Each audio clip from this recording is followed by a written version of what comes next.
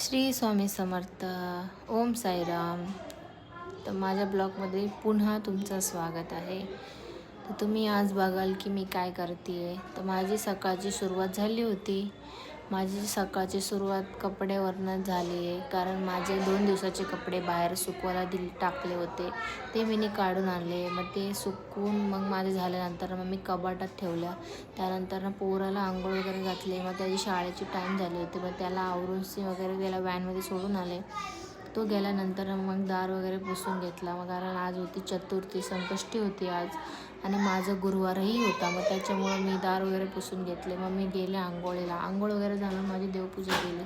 कसं माझं देवघर तुम्हाला वाटला. देवपूजा झाल्यानंतर मग रांगोळी वगैरे काढायची होती. मग उंबरट्यावर हळदीचा लेप करायचा होता. मग हळदीचा लेप वगैरे केला. मग त्यानंतर रांगोळी वगैरे केले, हळदी कुंकू वगैरे लावून घेतला, दिवाबत्ती केली.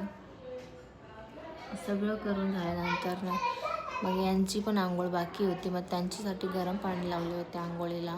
मग त्यांना आवाज दिला. मग तेही उठून आंघोळीला गेले. त्यांची आंघोळ होऊस तर मग माझी रांगोळी वगैरे काढून झाले होते.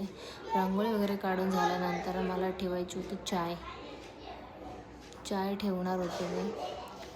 तर चाय ठेवायची होती, कारण यांची आंघोळ झाल्याशिवाय मग मी चाय ठेवत नाही. मग त्यांची आंघोळ बाकी होती. मी चाय ठेवले. चाय ठेवायला गेले मी. चाय ठेवून झाल्यानंतर मग मी यांच्यासाठी ब्रेड बटर गरम केलं. मग त्यांना चाय आणि ब्रेड बटर दिला, आणि मी साधी चाय अशी पिली, कारण माझा उपवास होता. तर असा होता माझा आजचा दिवस. तुम्हाला आवडत असेल तर नक्की सबस्क्राईब करा, लाईक करा, कमेंट करा, शेअर करा. थँक्यू.